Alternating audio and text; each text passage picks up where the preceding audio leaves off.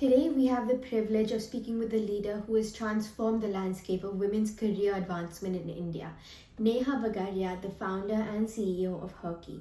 A Wharton graduate and entrepreneur, Neha leads HerKey, an AI-powered platform that connects over 5 million women with career opportunities at over 20,000 companies, while also providing expert-led learning and networking. Her journey from launching an education company to building one of India's most impactful career platforms has made her a force for change in the professional world. She's been recognized by Forbes India and the Business Line Changemaker Awards for her contributions to social transformation. Today, we'll explore her entrepreneurial journey, her insights on workforce diversity, and how technology is shaping the future of career empowerment for women. So what gaps in the professional world did you notice that led you to create HerKey? And was there any specific moment or insight that made you realize that the platform was needed? Sure. So Kaini, I think when I was your age, I didn't know there was any difference between a girl and a boy. And I'm assuming you feel the same way? Yeah, I guess. In terms of, like the studies that you do and whether you should excel and not excel. Do you feel like there's any difference? No, not really. Right. So I felt like that till pretty much even when I left, graduated from school, went off to college, applied to the best universities, graduated from there. Even I started working right after I graduated, in fact during my last semester of college. Got married, even that, I think that was the first change that happened in my career because I ended up moving to Bangalore once I got married. So that kind of created a career transition, but it still never created a career pause. But the moment that I realized that things were different was when I had my firstborn. And motherhood felt like a completely different ball game altogether. And suddenly I felt like the entire joy and burden of parenthood fell on my shoulders. And it became really difficult for me to keep my work going on when I felt that my primary responsibility needed to be my child. And that's when I took a break in my career in 2010. And it was a completely unplanned break. I did that for 3.5 years. When I got back to work, I realized how difficult it was for women to restart their careers once they've taken a break. And I tried a lot of different paths. I saw what all was available in the market, and everything that was available was built for actively working professionals. Now in India at that time, only 20% of women were currently working. So imagine, like right now in your school or in your college, what is the percentage of girls to boys? We have around 50%. Exactly. And that, by the way, is the statistic in India. Okay, so in any graduating class, when you see 50% are girls and 50% are boys. Yeah. But that's not the case in the workplace. Okay, in the workplace, only 20% of women are in the paid workplace. And so everything that was available out there was built by men, for men, of men. And so I realized that somebody's got to fix this problem, and so why shouldn't I? And that's really what gave birth to what was then called Jobs for Her and now HerKey. So it's like bridging the gap from 50-50 to continuing to be 50-50. Absolutely, that's a great way of putting it, yes. So when you first launched in 2015, what was the biggest challenge in getting companies to take women's workforce participation seriously, and how did you break through that initial resistance? So there was a lot of bias in the workplace when I first started. I mean, we had made it very, very clear that this platform is for women on a break. Okay, so we in fact for the first full year, even today, any company can come and list their jobs for free on the platform. But at that time, we used to tell companies specifically, but it is for women on a break to apply for it. Yeah. And there were so many companies that told us, but we don't want to hire mothers. We don't want to hire women who've taken a break. We don't want to hire women who are not serious about their career, because they assumed that if a woman has taken a break in her career, she can't get back to work, or she won't be able to manage both work and family, or she won't be serious about her job. Yeah. So how did you push past that and make them understand that that is not the case? So luckily I have a business degree and I come from a family of entrepreneurs. So I understand that, look, if we want to get the companies on board, we need to look at it from a business point of view. Yeah. Instead of looking at, yes, this creates huge amount of social impact, but companies, for-profit companies, are there for the bottom line. And we need to show them how this affects the bottom line. Luckily for me, that was an easy sell, right? Because this is a talent pool of women who were qualified, experienced, skilled. They had this fire in their bellies to prove themselves again, and they could join companies at no notice period. Also, if companies wanted to hire flexible talent, then women were more than happy to work flexibly too. Yeah. So once we started showing companies that, look, this is good for your bottom line, that's when we could get them on board. So, like pushing past the gender and looking at it in terms of like economic value or how it benefits them. Looking at it as qualified talent. Yeah. So you make the bold decision to rebrand from Jobs for Her to HerKey. And what did you feel the original name wasn't capturing? And how does HerKey better reflect your mission today? That's a great question. It was a very, very difficult decision to do it because we did it, I think, after 8 years of being Jobs for Her. So when I started Jobs for Her, the biggest gap that I saw at that time was making sure there are enough opportunities for women, right? Because I was talking to all these companies and they were saying, no, not so sure. And that was the first problem that we set at solving. Also, I wanted, with a name like Jobs for Her, I wanted to be a big differentiator in the market, because until then, everything that was scaling in the women's space was either focused on e-commerce or lifestyle. And we wanted to make it very, very clear with our name that, look, this is not selling makeup to women, this is not selling clothes to women, okay, this is not selling groceries to women, this is selling jobs to women, however unsexy that might be.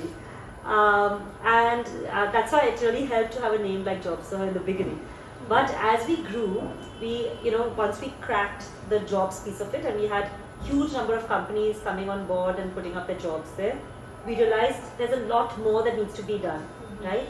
We also started getting to a lot of skilling for women. Especially if women are on a break, how do you make sure that they get their confidence back? Even if they are currently working, how do you ensure that they're staying upskilled? The third piece and the clincher of it was when we realized that, look, it can't even be a jobs first platform anymore. It needs to be a community first platform. Because it can't also be just about when you're looking for a job.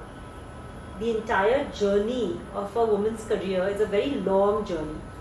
It starts from literally when you graduate from college till you retire, and there'll be a lot of different, inflection points in between. We want to make sure that through all those different life stages, women stay engaged with their careers. And that's why we made that whole switch from Jobs for Her to HerKey, where with HerKey, jobs is still a very, very important part of what we do and will always do. Along with that comes the learning, but most importantly comes the community. So you created a community of these women so they could support each other, they could upskill themselves instead of just acquire jobs. Correct, but it's not, by the way, just a community of women, and that's what makes it very interesting. So in the world of HerKey, we have two audiences, okay? One is her, and our whole world frankly revolves around her. But for her to succeed, we also need the for her users, and the for her users are men as well as women. The people hiring. And those people can be employers, they can be experts. So these, by experts, they could be, learning providers, course providers, they could be trainers, they could be mentors, and also allies. So you've built an ecosystem of over 5 million women and 20,000 companies. What was the turning point when you realized this wasn't just a job platform, it was becoming a movement? Frankly, from day one, I used to tell my team that our job is actually changing mindsets. Because it became very clear to us from the beginning that if we can just change mindsets, everything else will sort itself out. The ecosystem exists. That ecosystem has just not been pushed to support women's careers. So we needed to change mindsets of companies, like I told you. We also needed to change mindsets of families and society so that they start supporting women's careers. But most importantly, we needed to change mindsets of women themselves. Because finally women have to stop sitting back and waiting for the knights in shining armor. And they need to actually take control of their destiny. In fact, that's the reason why it's also called HerKey. Because we believe that the key is actually in her hands. That's really impactful. So you've worked with thousands of companies. Can you name an example of an organization that truly got it right when it came to supporting women, and what others can learn from them? Sure, I mean there have been so many companies, but you always remember your firsts. And one of the first companies that stood by us and has stood by us over our 10-year journey has been Accenture. And I remember back in the day, and Accenture of course employs over 10,000 people in India, so there's a huge impact that comes with Accenture. They had put a goal of getting to 50-50 by 2025 back when we had started. And we saw the kind of work that they did to achieve that goal. In fact, we learned so much by working with them. So they looked at how do they remove bias from the ecosystem, how do they create very strong ERG groups, networks within their company where women's voices are heard and encouraged. Also, they put together a huge amount of leadership development programs for women so that there'll be more women reaching to the top of the ranks. And that has been an incredible journey to see. That's on one hand. I'll give you an example also on the other side. So, and by the way, Accenture is almost at 50-50 now. And it's been a real pleasure to see that evolve over these years. On the flip side, we've also been working with companies like, say, Airbus. And Airbus is in the aerospace domain, where traditionally you won't find that many women, right? But they have made such a huge effort to get to where they are today. Like I remember when I first met their HR head, Sunil Chetri, he told me that, look, we are at, I think it was 9% women at that time, and he said, we want to get to 50-50 one day. And I was like, this is incredible. I'd love to work on something like this with them. And they also did everything under the sun, including launching a Fly Again program, which is specifically for women returnees, including all these right initiatives, right? Changing policies, changing culture, creating leadership development programs. Today, I think they're already at 35%. Wow. So it's not only about just hiring a woman, it's about changing the workplace, making it more suitable for women since it was built for men.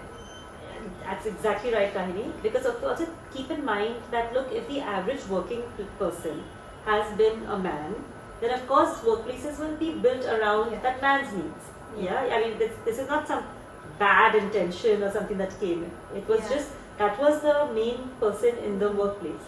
Now, if we want to change that average person from being either a man or a woman, we're going to have to change the rules of the game. And the companies that really want to make sure that they're providing those equal opportunities to men and women, we see them willing to change those rules of the game. And frankly, what helps the most is that the company has more women leaders. Because only once you get more leaders at the top ranks, those women understand what is required. So, for example, you must have heard of Sheryl Sandberg. So she was the CEO of Facebook. You definitely know Facebook, right? Now, when Sheryl Sandberg became pregnant, she realized, and like she had a tough pregnancy. Her whole body had bloated up, etc. And she realized that every time when she parked her car somewhere far away from the office building, it was really difficult for her to walk all the way from the car to her cubicle. So she went to Mark and she said, you know what, this is really crazy. It's making it really tough for me. Can we please have some spots for pregnant women closer to where the office is? And they were like, oh yeah, we just never thought of that before. Now, if Sheryl Sandberg wasn't the CEO, it's not like there weren't pregnant women at Facebook before that, right? But because she was the CEO of Facebook, when she was pregnant, she understood the problems that exist and she could make that change. And that's just one example. Like this, there are countless of examples of changes that we are seeing women driving in these workplaces. So when you have a woman who's already in a leadership position, it sort of catalyzes the change. Yeah, absolutely. Like in the HerKey office also, even when we were a 20-member team, I've always had one small part of the office which was a kids zone. And I remember when we were getting our first office and I had that kids zone, my father and my husband were like, what is wrong with you? Like, what, you want kids to come to the office? And I was like, yes. Because I mean, and if you come to our office sometimes during summer holidays time or any holiday time, and there'll be kids running around. The kids have become friends with other kids. And the whole vibe of the office is so nice, and that woman is so relaxed because she doesn't have to worry. She can actually do her work better because the kid is just around. Community again. So India has unique cultural challenges. when it comes to women in the workforce? And how has HerKey addressed these barriers at both the local and national level? Like you mentioned that your office now allows women to bring their kids, so that's like sort of solving it at a local level. How have you implemented this at a larger scale? So we've been actually working a lot with, say, the government of Karnataka when it comes to figuring out how do we make sure that we reskill women who've taken a break in emerging technologies and niche technologies. Because again, it's a win-win situation, right? Yeah. We need that talent. Companies need that talent. Yeah. And that talent exists, but when they're on a break, they're not earning. So it's very tough for them to invest that kind of resources into their own upskilling, right? Now something like this, we're looking at also creating these programs across India. Like already with the government of Karnataka, we have upskilled 2 cohorts of 500 women each in like AI, data science, machine learning, the works, right?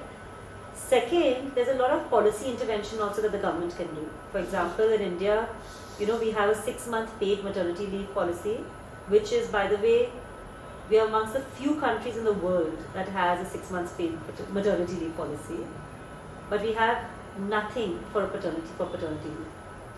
So which means that as a country, we are saying that the burden of parenthood lies only on the mother's shoulder, and fathers don't need to take leave to take care of the baby. And that actually makes it worse when it comes to women's employment in India. So looking at policy interventions like that, studying, what are the best countries where you have the highest number of female participation, like the Scandinavian countries, what are they doing about it, right? So over there, for example, they do parental leave, where they make sure that, say, the woman takes 3 months, the man takes 3 months, or the woman takes 6 months, the man also takes 6 months. And there's somebody to support the baby during that time. Things like that can make huge wonders to women themselves being comfortable to get back to the workplace. Also how companies view the burden of hiring a woman employee versus a male employee. So you want to make policies more inclusive of both men and women, and also equipping women with more 21st century skills. Correct. Correct. So career breaks for women are often stigmatized, as you were just speaking about. So how does HerKey work towards normalizing and empowering women to return to the workforce with confidence? Like you mentioned, with upskilling them and giving them the necessary skills. Correct, but that's not it, okay? That's the easy part, frankly. So I was actually horrified when I started Jobs for Her, when I heard other people telling women that, you got to hide the break in your resume.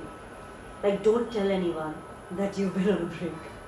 And I was like, what? Why are we making women feel ashamed about taking a break in their careers? I mean, look at the reasons why they take a break, right? They usually take a break because they need to take care of children. They need to take care of an elderly. Okay, they have relocated because they got married, or their husbands' jobs are relocating from place to place. They're not putting their feet up and chilling, okay, when they're on a break. They're doing hard work, tough work, work that nobody else is doing, okay, and they're not being paid for it. And they're still putting in those hours. And by the way, this kind of work doesn't even come with any sort of holidays and vacations, and then we're telling them that, oh my God, don't act like you didn't take a break. So the first thing that we did was get women to feel proud about the career break. And in order to do that, what we started doing was that when you go to the HerKey platform and you see a person's profile, you'll see there are 2 parts of the profile. There is your work experience, there's your education, but there's also life experience. So we actually tell women that flaunt your life experience and talk about the skills that you picked up thanks to that life experience. For example, I mean, oh my God, motherhood has definitely made me a better entrepreneur. I was an entrepreneur right after college also, and I know the difference between me being an entrepreneur after motherhood and before, right? And the more and more we talk about this, the more companies will realize that, hey, these kind of life skills are invaluable in the workplace. And this is frankly, by the way, what will separate humans from robots anyway. So if you look at the future of work, women with those career breaks, women with those life experiences are actually far better equipped for the workplace than people who are not. Understood. So most companies now have diversity hiring goals or quotas. But true inclusion is more than just these numbers. Has this led to any like damaging biases that you've seen in the workplace? Oh yes, finally, and especially in today's political landscape, okay, this is the kind of stuff that has gotten diversity a bad name. Diversity was never about quotas, okay. Even when they set a goal like 50-50, they didn't achieve it by putting a quota in place. Finally, at the end of the day, all hiring has to always be done on merit. Not for 1 minute are we saying that, loosen your shortlisting criteria to get women. What we are saying is level the playing field so that we can get more women. Okay, for example, it's like making sure there are enough hiring drives being done for women to get enough women applicants in. Otherwise, if you were to use all your channels of hiring are to come from places where anyway you have 80% men and 20% women, you have less women applicants coming in, right? So that will bias your final numbers. Yeah. Okay. Then, for example, what companies will do is that at every stage of shortlisting, they'll make sure that there are enough women candidates also getting shortlisted. If there aren't, then they will go back and look, did we consider enough women applicants? Okay. Yeah. Also, they'll make sure that, for example, during interview panels, there are also women in the interview panels. Yeah. Because many times men could be biased against that female candidate. There are lots of studies that show interviewers usually will prefer somebody who looks like them, talks like them, and behaves like them, right? So the diversity initiatives should all be about input metrics and cannot be about quotas. Understood. So one of HerKey's goals is helping women move into leadership roles. What's one common barrier that prevents them from breaking into these senior most positions? And in your experience, what's one of the best ways to overcome this? So, as you go up the ladder, something very important that needs to be done is this word called networking. And for some reason, women think that networking is a bad word. Okay? They don't realize that they are actually the best at networking. I mean, it's usually, if you look at in your own house, you'll see that your mom will be the one who is close to her family, her in-laws family, her Bombay friends, her Bangalore friends, her parents' friends, her in-laws' friends. Okay, women are great at networking. They're just used to networking for personal and family reasons. Yeah, those same networking skills women need to employ in the workplace. Because finally, as you go up the ladder, it's not just about who you know, it's about whom you know. Yeah. Okay. The other problem that comes in besides for that bias that women have against networking, it is that as you go up, there's a lot of old boys clubs that you need to shatter. Because again, as you're rising up, the number of women is thinning. Yeah. Okay, so just every time you go for a networking, say party or a mixer, you will be a handful of women and it will all be men, which makes it much more difficult for the women, right? Also, if the networking is happening again according to men's needs, so it will happen on the golf course, in the bar, in the men's restroom, that alienates women. Yeah. So, but technology has a big role that it can play when it comes to leveling the playing field for women. And women need to really now leverage that in order to build these strong networks, strong professional networks.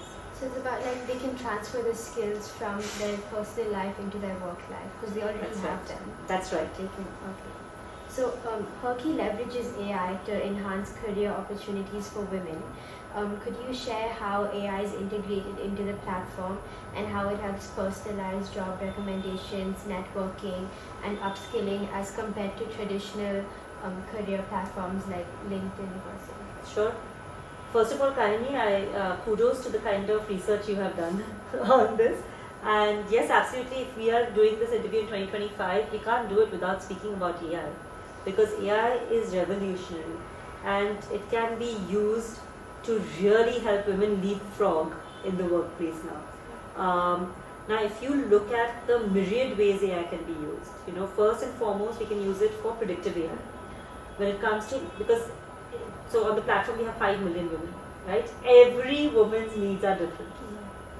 Also, it's not just a cookie cutter thing that this is her skills and these are the jobs and let's match them, okay? Because her job aspirations are also interlinked with her personal life, Okay, so we also need to figure out what life stage is she in. Does she want to rise up the ladder? Does she want to take a break? Does she want to pause? Does she want to cruise control? Okay, so making sure that we have that kind of personalized journey for that woman based on her career and her life stages is very important. Second, Gen AI can also be leveraged a lot in making sure that we are creating the kind of content, career content that is required for women. Okay, like I mean, we know, for example, that women really struggle with work-life balance. Yeah, how do we leverage Gen AI to give them all the tips and tricks and advice that they need to be able to overcome these hurdles? Yeah. The third thing is agentic AI. Okay, these AI agents can also be used as a complete gender bias free AI agents. Okay, first of all, we have to make sure AI agents are gender bias free. That itself is a big worry point right now, because guess what? AI is being built by men for men of men. Okay, so if we don't make sure that AI is also being built by women for women of women, okay, that's a big problem. Now these AI agents can be the ones who actually conduct, for example, interviews in a completely gender bias free way. Yeah, these AI agents can also be career buddies for women and help them, guide them, motivate them, push them during those times. So it helps personalize the experience because everybody's needs are different. Everyone's needs are different. So you've built a company that blends social impact with business growth. What's one unconventional strategy or belief that you've held that played a crucial role in the success of her? So I'm a big believer in social entrepreneurship and the double bottom line, right? In our case, financial profitability and social impact go hand in hand together. And I don't think we need to choose, okay? Because frankly, even if you look at the largest companies that have created social impact in the world, like which company would you think about? If you think about a really large company that has created huge impact in the world. You could, Tom's, the shoe company. Okay. In what way? What way have they created impact? They have like this 1-for-1 model. Okay. If you buy a pair of shoes, they donate a pair of shoes. Sure. So that is part of their giving back point of view. Think about companies that just with the products that they build, they are impacting the world. Google? Do you think like Google Maps impacted the world? Yeah. Think about all the different things that Google does. It has created a huge impact, right? Now, are they a not-for-profit? No, not at all. In fact, if you think about for-profit social enterprises, they aren't even then dependent on the kindness of donors. Okay, they have self-sustaining business models that can scale in order to create scalable impact. Yeah, and I think if you can find that combination of creating money and creating money for good, that's a big winner. Yeah. And so that's a philosophy that HerKey's always followed. Okay. Whenever we make any decisions, we always look on both ends of the spectrum. Yeah? Is this something that can create big impact to women's careers? 2, is this something that somebody will pay us for? Yeah. And if we can find the match of the two, we know that we will scale it using technology. Yeah. But Auntie, Neha, earlier you mentioned that the people can post jobs for free. So how does HerKey generate revenue if the job postings are free? Absolutely, and thank you for that, Kaini. That's a brilliant question. That's the exact example that solves this, right? So one, we need the jobs to create the impact, right? Because if I, for example, have say 200 jobs, that's not going to help the millions of women on my platform. Yeah. So we need huge number of jobs coming in. But I also need companies to pay me to get to these women. Okay, so therein comes the beautiful model of a freemium model. Yeah, freemium stands for free plus premium. So where you give away a lot of things for free, okay, and then you charge companies or people for the premium stuff. Yeah, the free part is what gets the ecosystem going and circulating and the community building and the growth coming in. Yeah, the premium stuff is what helps you with the revenue. So for example, if you look at companies, any company can come, post their jobs for free, get applications, hire them, no money exchanged. Okay, But if companies want to get promoted for their job posting, they want us to help them build a quality talent pipeline. They want help in making sure that they are conducting hiring drives where enough quality talent is coming to them. Yeah. They want to showcase their offerings to women. Yeah. Okay. If our learning partners also, they can put up their courses for free. But if they want us to showcase their services and their offerings to women, all those things companies pay us for. You charge for the premium features, but Exactly. to get them in the door, it's free.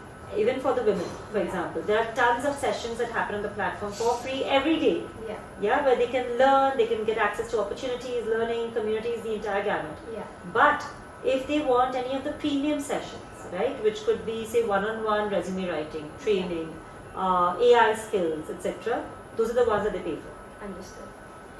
So HerKey has already reshaped career opportunities for women in India. But if we look ahead 5 or 10 years, what's the next big milestone that we want to achieve?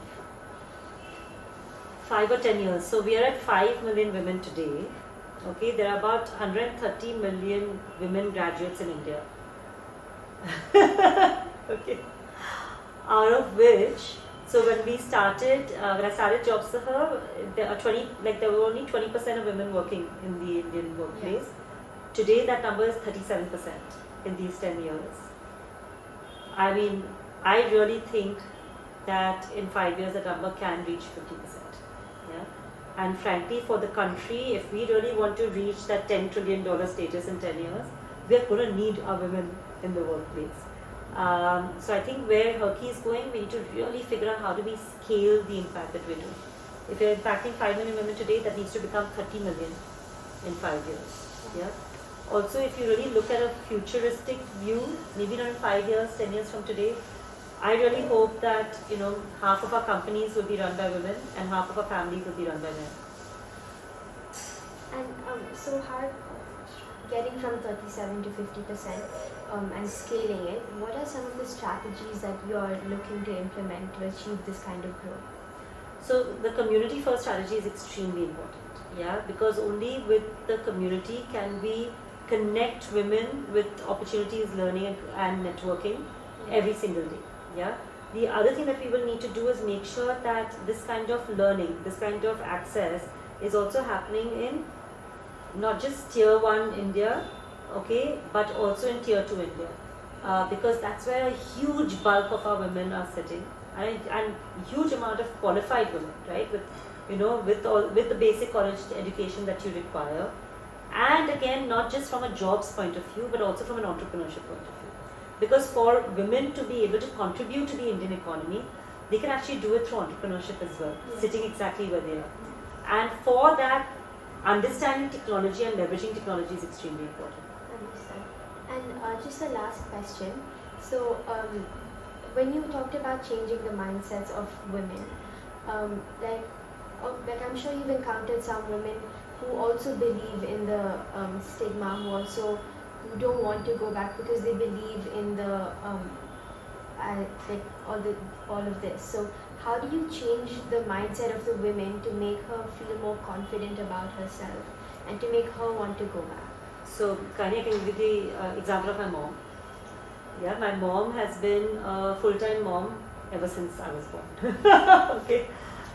And she has always been a brilliant artist, and she did these amazing masterpieces, but they were only for the walls of our family homes and family offices.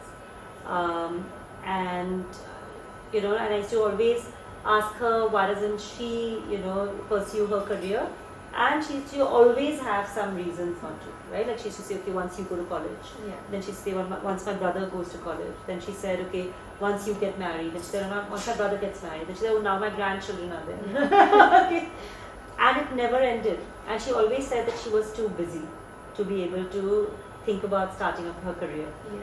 Now, thanks to my entire, in fact, frankly, the whole Jobs for Her journey really came out of seeing my mom's journey, And because of the Jobs for Her journey, I realized that there's a lot I can do now to be able to push my mom to be able to do this. And again, I want to be very, very clear about the fact that she wasn't chilling, okay? Thanks to her, the home ran perfectly, the family ran perfectly, she made sure that everything was perfect around her, Okay, but for her, that feeling of fulfillment that she felt, the confidence that she felt in her art was just not there. Yeah. In fact, she used to think that her art was no big deal. And if you see her art, you'll understand what I mean. Her art is really big deal. So when I really pushed her to do this, okay, I actually had to make her realize that. So I used to say, I set like alarm clocks on her phone. So I sat with her and I figured out her daily schedule and what were some pockets in her daily timetable during which she can paint. And then I started setting alarm clocks on her phone, start painting, stop painting, start painting, stop painting. Once she started doing that and forcing herself to do it, she realized that, okay, maybe she can make time for it.